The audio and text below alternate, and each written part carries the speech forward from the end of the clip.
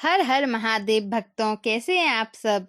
घनश्याम बाणी चैनल में एक बार फिर से आपका स्वागत है। तो आज तक हमने मास माघ महात्म्य के 3 अध्यायों की कथा का श्रवण किया है। अगर आपको उन अध्यायों की कथा का श्रवण करना है तो डिस्क्रिप्शन में लिंक है, आप वहां से जाकर के देख सकते हैं। आज मैं आपको चतुर्थ अध्याय की कथा का श्रवण कराने वाली हूँ। तो चलिए हम प्रारंभ करते हैं। श्री वशिष्ठ जी कहने लगे कि हे राजन, अब मैं माघ मास के उस महात्म को कहता हूँ जो कार्तवीर्य के पूछने पर दत्तात्रेय जी ने कहा था। जिस समय साक्षात विष्णु के रूप श्री दत्तात्रेय जी सत्य पर्वत पर रहते थे, तब महिष्मती के राजा सहस्त्रार्जुन ने उनसे पूछा कि हे योगियों में श्रेष्ठ दत्तात्रेय जी, मैंने सब धर्म सुने, अब आप कृपा करके मुझे माघ मास का महात्म कहिए। तब दत्तात्रेय जी बोले, जो नारद जी से ब्रह्मा जी ने कहा था वही माघ महात्म मैं तुमसे कहता हूँ। इस कर्म भूमि भारत में जन्म लेकर जिसने माघ स्नान नहीं किया, उसका जन्म निष्फल गया। भगवान की प्रसन्नता, पापों के नाश और स्वर्ग की प्राप्ति के लिए माघ स्नान अवश्य करना चाहिए। यदि यह पुष्ट शरीर माघ स्नान के बिना ही रह जाए तो इसकी रक्षा करने से क्या लाभ। जल में बुलबुले के समान, मक्खी जैसे तुच्छ जंतु के समान यह शरीर माघ स्नान के बिना मरण समान है। विष्णु भगवान की पूजा ना करने वाला ब्राह्मण, बिना दक्षिणा के श्राद्ध, ब्राह्मण रहित क्षेत्र, आचार रहित कुल, ये सब नाश के बराबर हैं।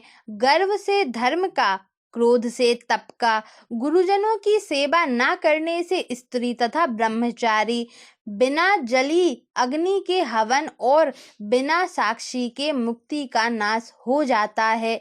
जीविका के लिए कहने वाली कथा अपनी ही लिए बनाए हुए भोजन की क्रिया, शूद्र से भिक्षा लेकर किया हुआ यज्ञ तथा कंजूस का धन, यह सब नाश के कारण हैं। बिना अभ्यास और आलस्य वाली विद्या, असत्य वाणी, विरोध करने वाला राजा, जीविका के लिए तीर्थ यात्रा और जीविका के लिए व्रत, संदेह युक्त मंत्र का जप, व्यग्र चित्त होकर जप करना, वेद ना जानने वाले को दान देना, संसार में नास्तिक मत ग्रहण करना, श्रद्धा बिना धार्मिक क्रिया, यह सब व्यर्थ हैं। और जिस तरह दरिद्री का जीना व्यर्थ है, उसी तरह माघ स्नान के बिना मनुष्य का जीना व्यर्थ है।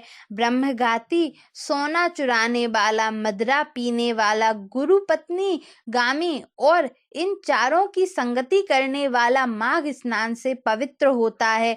जल कहता है कि सूर्योदय से पहले जो मुझसे स्नान करता है, मैं उसके बड़े से बड़े पापों को नष्ट करता हूँ।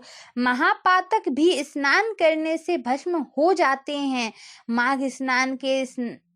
माघ मास के स्नान का जब समय आ जाता है तो सब पाप अपने नाश के भय से कांप जाते हैं। जैसे मेघों से मुक्त होकर चंद्रमा प्रकाश करता है, वैसे ही श्रेष्ठ मनुष्य मास में स्नान करके प्रकाशमान होते हैं। काया वाचा मनसा से किए हुए छोटे या बड़े, नए या पुराने, सभी पाप स्नान से नष्ट हो जाते हैं। आलस्य में बिना जाने जो पाप किए हो, वह भी नाश को प्राप्त होते हैं।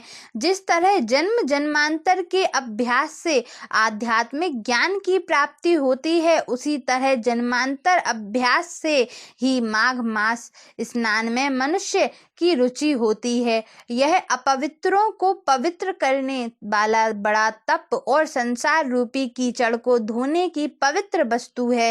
हे राजन, जो मनवांछित फल देने वाला माघ स्नान नहीं करते, वह सूर्य चंद्र के समान भोगों को कैसे भोग सकते हैं। तो यहाँ तक हमने चतुर्थ अध्याय की कथा का श्रवण किया है। पंचम अध्याय की कथा का श्रवण करने के लिए आप इस चैनल घनश्याम बाणी को अभी सब्सक्राइब करके नोटिफिकेशन बेल को ऑन कर लें, ताकि मैं जब अपनी नेक्स्ट वीडियो अपलोड करूँ तो उसका नोटिफिकेशन आपको सबसे पहले मिल सके। तो thanks for watching and bye.